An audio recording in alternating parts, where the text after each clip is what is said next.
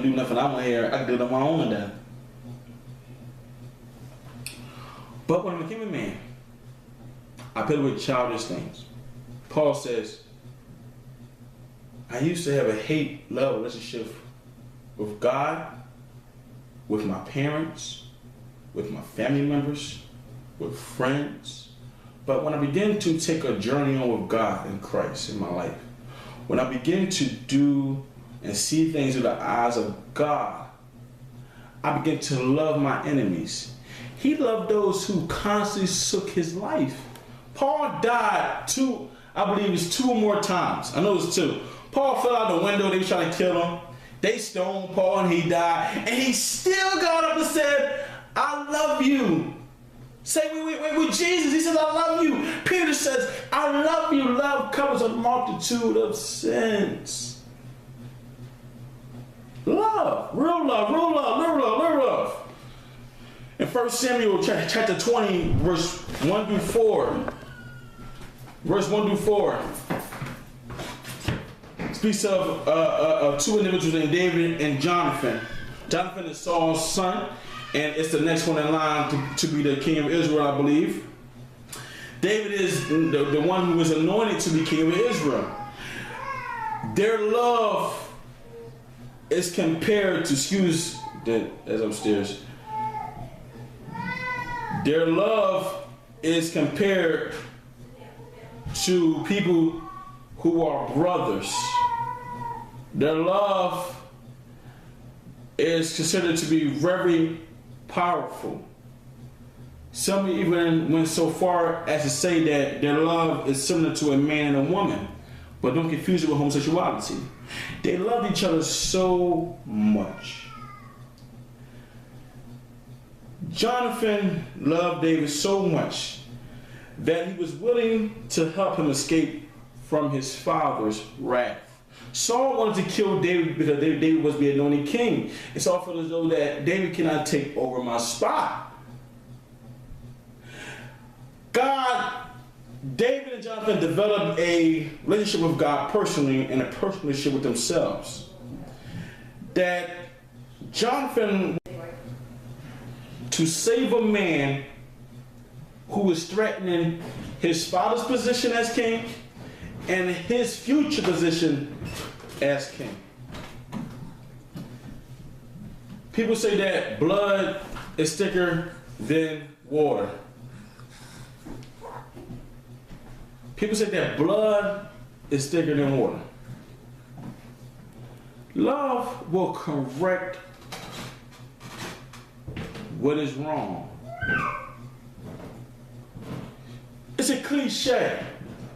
Blood is thicker than water. So you will side with a family member who was completely wrong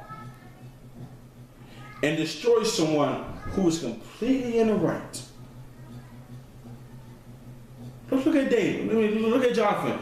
Many will call him a traitor to his own father. Even Saul looked at him as a traitor.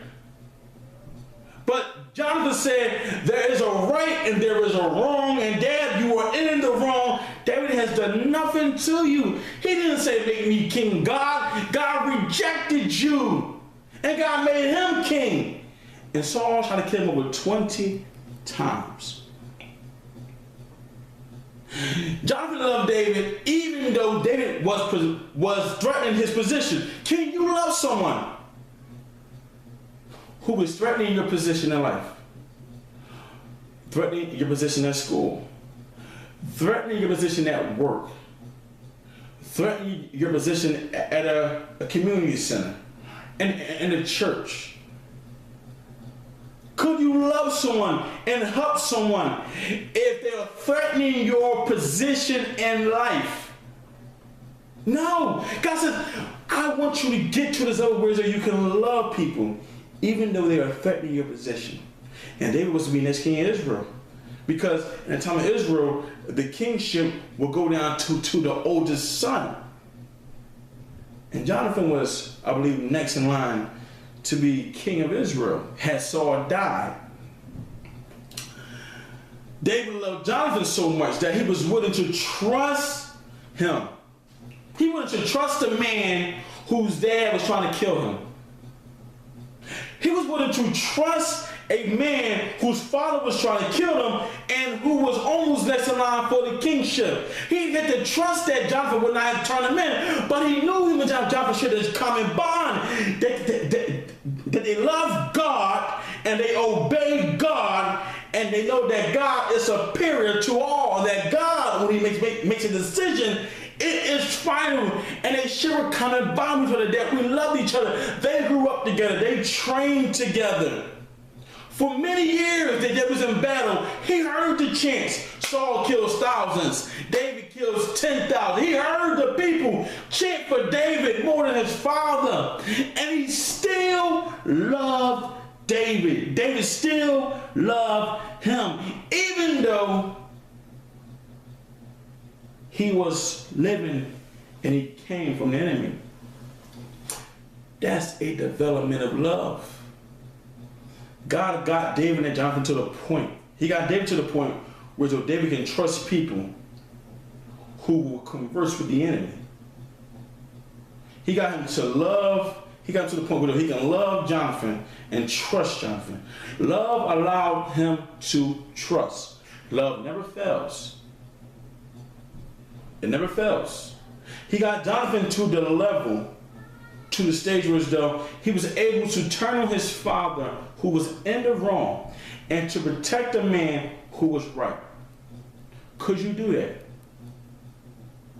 Could you turn on a friend, a best friend who you knew all your life?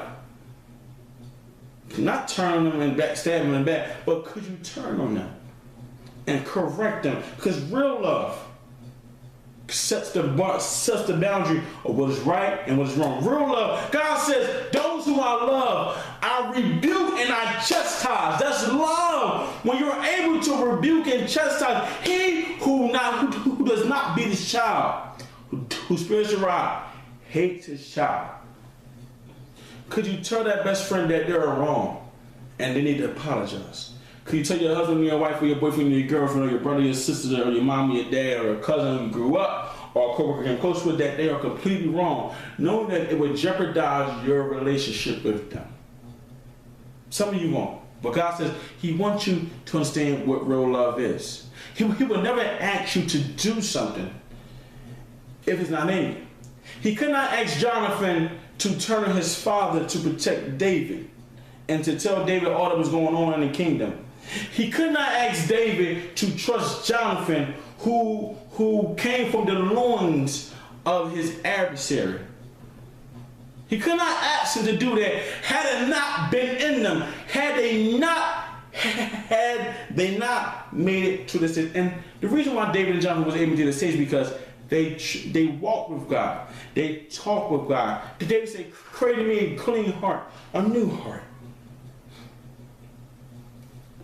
We go to a man named Abraham in Genesis chapter 22, verse 1 through 2, and verse 6 through 14. God called Abraham out of his household when he was, I believe, if I say 90 or 100. And he said, I'm taking you to a country and blah, blah, blah, make you a great nation, blah, blah, blah. You had multiple people, you're numerous, sand and seashore.